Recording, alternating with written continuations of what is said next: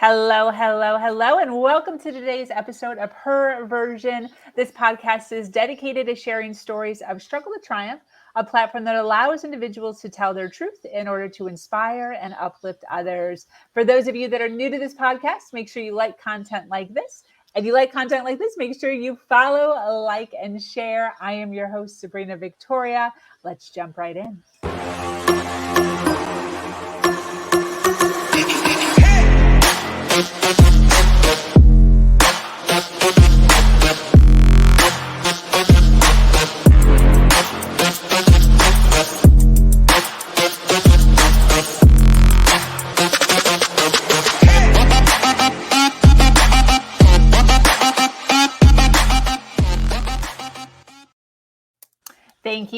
Thank you for joining us today for this episode of Her Version. The Her Version platform is built on storytelling and the understanding that many times our greatest learning experiences come from listening to other people's stories. Today, I'm speaking with an amazing woman named Illeana. Illeana is here today to tell a journey of compassion, comparison, and disconnected power. Her journey has led her all over the world through studies of spirituality, metaphysics, unseen realms, and new age ideas. We will be touching on religion, disempowering beliefs, and her love for transforming lives. I am so excited for this podcast. Hello, lady. How are you? I'm so good. Thanks, Sabrina, for having me. It's pretty exciting to be here. I've been watching your stuff and it's like, wow, so amazing. Thank you so much. I so appreciate you taking some time out of your day to hang out with me. I was just on your awesome podcast. Yes. Do you want to do a little drop there? What's the name of your podcast? It's up there, right? Sure.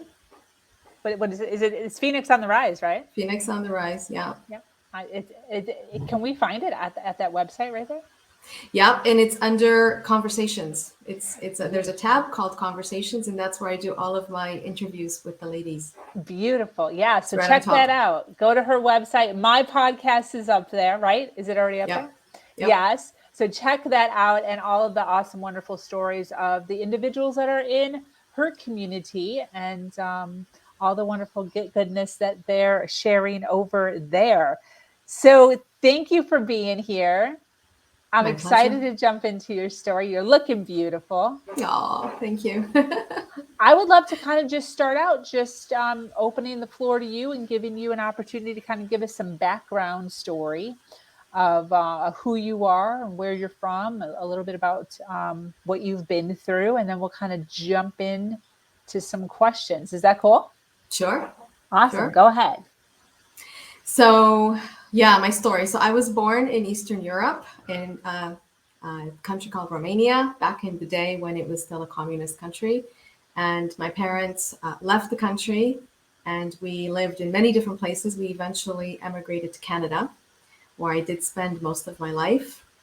And then I ended up coming back to Europe. So right now I'm living in Malta, country number 12, and planning country number 13 is next on the list. And that's coming along, those plans to leave once again and take another leap of faith. Yes. Where? Do you know where? France. France. Have you been to France yet? I've been to Paris and I've been to Strasbourg. And I'm planning a trip middle of July to, scope things out. But I've already made arrangements to move.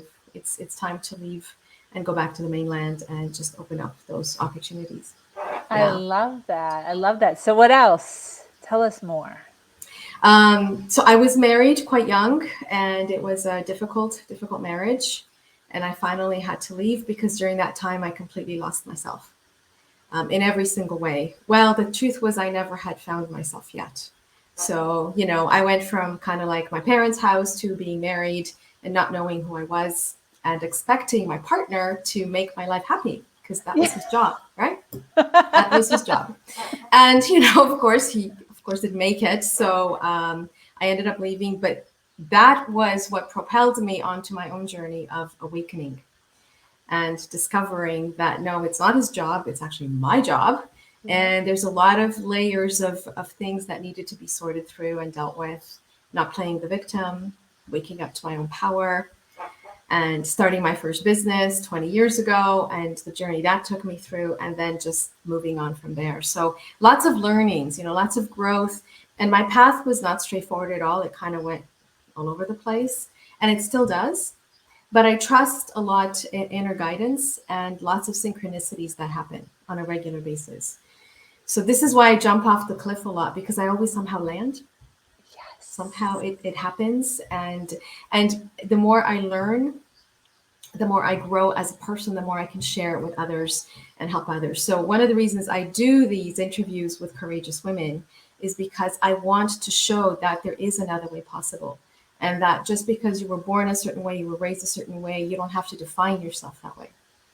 There are always opportunities and possibilities. And that's what I find very exciting about life. Absolutely. Yeah, that is one of the things once personal development, at least for myself, came to a thing, it does become easier, like you said, to kind of like jump off. Yeah, and hope the parachute opens. Yeah. So far it has. Sometimes Yes. in unexpected ways. Sometimes you have a particular plan and life says, well, yeah, but I actually have a better thing for you. And then something else occurs, which if you're open to it, turns out even better than you had ever thought. Definitely. Hey, So how old were you when you were married? I got married at 23. Wow. And then the marriage was really done by 32. Wow. And I've been on my own since. And that's, wow. Part of that was choice. And part of that was because I wanted to make sure that the next time I ever got seriously involved with someone, it was from a place of partnership and equality, and not expecting someone to take care of me in any way, physically, emotionally, mentally, spiritually. That's my job. So it's taken me a long time to come to this place of realization that that's what I need to do. And now I'm in a very happy place. I'm thrilled with my life, and who knows what's going to happen next. Next adventures coming up. What would you say to individuals who are getting married super young? Like when I was growing up, like women were getting married at like 18, 19 years old. Yeah, that's very young. And the thing is that most people still grow. That's still a growth stage, right? I mean, you're still growing into your late 20s and transforming and changing. So for some people, it works.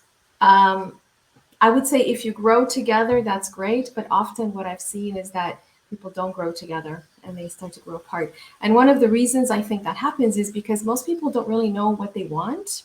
Yeah. And they also have unspoken expectations and assumptions about what marriage is supposed to be.